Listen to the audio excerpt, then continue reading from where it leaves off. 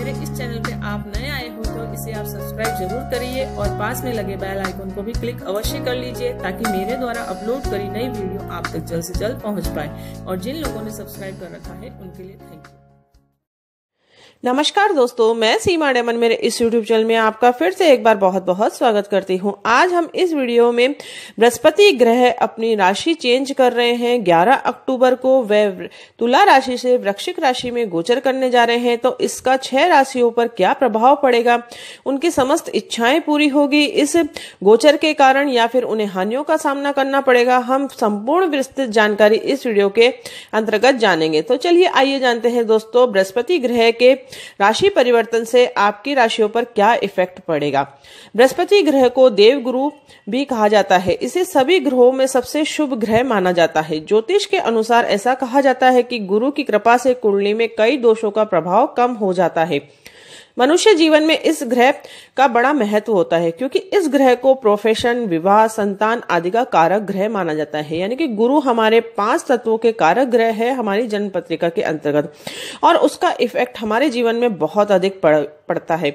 यदि कुंडली में गुरु अशुभ भाव में स्थित हो तब भी गुरु गोचर में सम जातक को शुभ परिणाम प्राप्त करवा ही देता है। बृहस्पति ग्रह 11 अक्टूबर 2018 को लगभग 20:29 बजे वृश्चिक राशि में गोचर करेगा। वृश्चिक जल तत्व की राशि है और क्रूर ग्रह मंगल ग्रह इसका स्वामी है। गुरु और मंगल दोनों आपस में मित्र है, तो गुरु गोचर 2018 का प्रभाव 6 राशियों पर क्या पड़ेगा आज हम इस वीडियो में जानेंगे दोस्तों। सबसे पहले मैं बात करती हूँ मेष राशि वाले जातकों के बारे में। गुरु का गोचर 2018 आपकी राशि में अष्टम भाव में गोचर करेगा। मेष राशि में गुरु नवम में द्वादश भाव का स्वामी होता है। यह अपनी स्थिति से द्वादश, द्वितीय और चतुर्थ भाव को देखता है, यानी कि इनकी दृष्टियों का भी प्रभाव हमारी जन्म पत्रिका के अंतर्गत पड़ता है। गोचर के दौरान आप रहस्यमय ज्ञान को प्राप्त करने के लिए उत्सुक हो सकते हैं। यह उच्च शिक्षा के लिए बहुत ही उत्तम समय है। इस अवधि में आप किसी तीर्थ यात्रा पर भी जा सकते हैं। विदेश यात्रा भी संभव है। किसी कानूनी मामले में आप फंस सकते हैं, इसलिए गैर कानूनी कार्य से आप दूर रहे। यदि कोई कानूनी केस चल रहा है तो उस मामले में आप बरी हो सकते हैं। आपका बैंक बैलेंस बढ़ सकता है। नौकरी में अचानक पदोन्नति के योग बन सकते हैं। आपका ट्रांसफर भी संभव है। गुरु की कृपा से आप इस अवधि में नया वाहन और अपने सपनों का घर खरीद सकते हैं। माताजी के स्वास्थ्य में भी लाभ होगा। आपको अपनी सेहत का आप थोड़ा ध्यान रखें। इस समय आपको अपच की समस्या हो सकती है। शारीरिक और मानसिक रूप से स्वस्थ रहने के लिए आप योग व ध्यान करें। यानी कि हम कह सकते हैं मेष राशि वाले जातकों के लिए गुरु का गोचर बहुत ही शुभ परिणाम देने वाला है। उनकी समस्त इच्छाएं इस महीने के अंतर्गत पूरी होने के पूरे योग बन रहे हैं। मैं बात करती हूं अब वृषभ राशि वाले जातकों के लिए गुरु का गोचर किस तरीके का रहने वाला है। बृहस्पति का गोचर 2018 में गुरु आपकी राशि से सप्तम भाव में संचरण करेंगे। दोस्तों, वृषभ राशि में बृहस्पति अष्टम, एकादश भाव का कारक होता है। यह 7वें घर में से तीसरे और 11वें घर पर नजर रखता है। यह गुरु गोचर आपके लिए शुभ फल देने वाला है, यानी कि वृषभ राशि वाले जातकों के लिए भी अति शुभदायक रहेगा गुरु का गोचर। इस दौरान आप सकारात्मक भाव के साथ आगे बढ़ेंगे। इसके प्रभाव से आपको अच्छे परिणाम मिलेंगे। आपकी आर्थिक स्थिति भी मजबूत होगी। इस कारण आपकी आमदनी भी बढ़ेगी। यानी कि यदि आप आर्थिक समस्या से जूझ रहे हैं तो अब इस समय आपको आर्थिक स्थिति से गुजरने की जरूरत नहीं पड़ेगी। यानी कि आपकी आर्थिक स्थिति सुदृढ़ होने के पूरे योग बन रहे हैं। छोटे भाई बहनों को अनुकूल परिणाम प्राप्त होंगे। अभी विवाहित जातकों के लिए गोचर शुभ रहने के संकेत दे रहा है। जीवन साथी को किसी प्रकार का लाभ हो सकता है। इस समय आपके साहस में वृद्धि होगी। आपका आत्मविश्वास बढ़ेगा। विवाह योग्य जातक अपने जीवन साथी के साथ परिणय सूत्र में बंध सकते हैं। यानी कि जो जातक विवाह करने के इच्छुक है उनके विवाह के भी पूरे योग बनेंगे बृहस्पति के गोचर होने के कारण, क्योंकि हमारे विवाह का कारक ग्रह ही गुरु देव गुरु बृहस्पति होते हैं। यदि गोचर में यदि वे शुभ परिणाम देते हैं तो हमारी जन्म पत्रिका के अंतर्गत भी उनका शुभ परिणाम हमें प्राप्त होता है। यानी कि वृषभ राशि वाले जातकों के लिए गुरु का गोचर बहुत ही शुभ फल देने वाला सिद्ध होने जा रहा है। अब मैं बात करती हूँ मिथुन राशि वाले जातकों के लिए।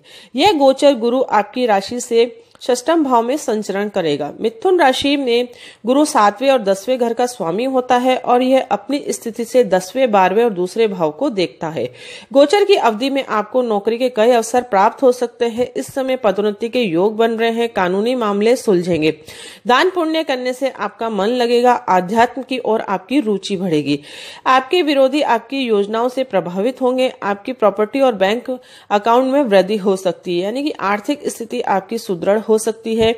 इस दौरान आपके खर्चे भी बढ़ सकते हैं। संतान को किसी प्रकार का लाभ हो सकता है। संतान प्राप्ति के योग भी बन रहे हैं, यानी कि संतान से सुख होने के पूरे योग बन रहे हैं। इस महीने के अंतर्गत आप विदेश यात्रा भी जा सकते हैं। यानी कि मिथुन राशि वाले जातकों के लिए भी गुरु का गोचर बहुत ही शुभ फल देने वाला सिद्ध होने जा रहा है। अब मैं बात करती हूँ कर्क राशि वाले जातकों के लिए। गुरु आपकी राशि में पंचम भाव में गोचर करेगा। कर्क राशि में गुरु 6ठे और 9वें भाव का स्वामी होता है। गुरु अपनी अवस्था से नवम, एकादश भाव पर दृष्टि रखता है। गोचर के दौरान संतान संबंधी मामलों में अच्छे परिणाम मिलेंगे।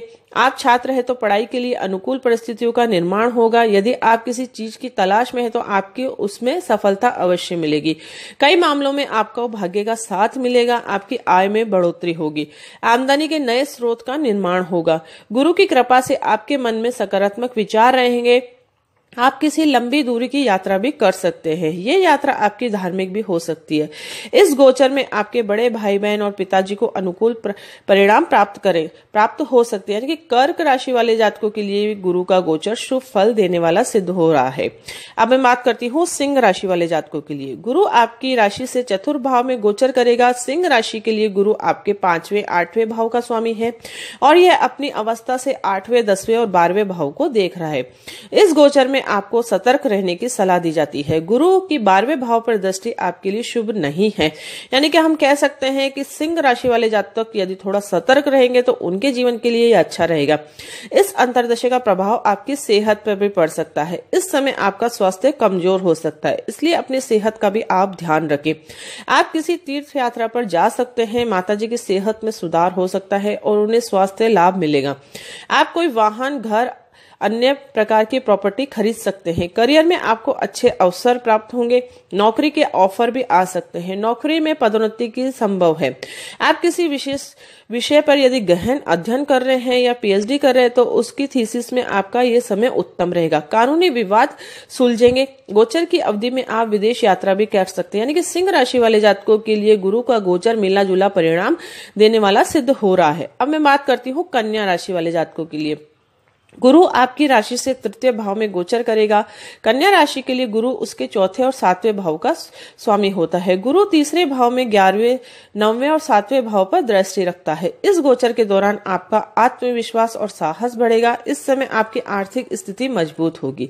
आमदनी के स्रोत बढ़ेंगे। भाग्य भी आपका साथ देगा। विवाह योग्य जातक परिणय सूत्र में बंध सकते हैं। यदि आप विवाहित है तो आपका दाम्पत्य जीवन में अच्छे परिणाम आपको देखने को मिलेंगे। कारोबार से संबंध रखने वाले जातकों को मुनाफा होगा। नए व्यापार की शुरुआत के लिए भी समय बहुत अधिक उत्तम है। आपके बड़े भाई बहनों को अनुकूल परिणाम मिलेंगे। आप किसी लंबी यात्रा पर भी जा सकते हैं। यानी कि कन्या राशि वाले जातकों के लिए भी गुरु का गोचर शुभ फल देने वाला सिद्ध हो रहा है। ये थी छोटी सी जानकारी 6 राशियों के बारे में। नेक्स्ट वीडियो में मैं आपको अन्य बची हुई 6 राशियों के बारे में बताऊंगी। गुरु का गोचर उन पे शुभ प्रभाव डालेगा या फिर अशुभ प्रभाव डालेगा। उस वीडियो को भी आप जरूर देखें दोस्तों। और यदि आपको मेरा ये वीडियो पसंद आया तो इसे आप लाइक और शेयर जरूर करें और आप कमेंट्स के द्वारा प्लीज मुझे जरूर बताएं कि आपको मेरा ये वीडियो किस तरीके का लगा, ताकि आने वाले नेक्स्ट वीडियो में आपके लिए बेटर से बेटर ला सकूं। तो मिलते हैं नेक्स्ट वीडियो में कोई इंटरेस्टिंग टॉपिक के साथ। तब तक के लिए thank you and bye bye.